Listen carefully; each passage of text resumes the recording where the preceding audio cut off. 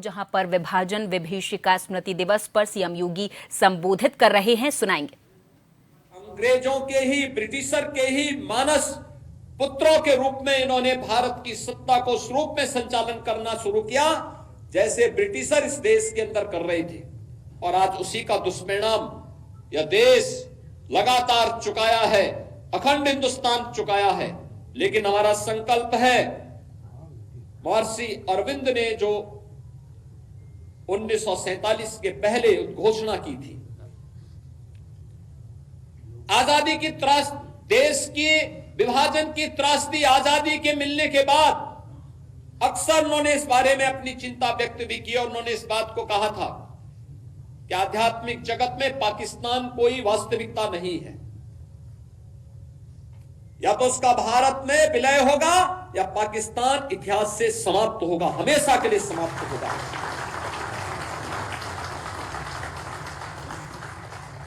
क्योंकि आध्यात्मिक जगत में जब जिसका कोई वास्तविक अस्तित्व नहीं है उसको नष्ट ही होना है, और उसकी नष्टता, उसके नश्वरता को हमें संदेह की निगाहों से नहीं देखना चाहिए। हमें मानना चाहिए ये होगा, लेकिन इसके लिए हमें भी तैयार होना होगा, हमें भी अपने आप को तैयार करना होगा। हमें अपनी उन गलतियों का परिमार्जन करना पड़ेगा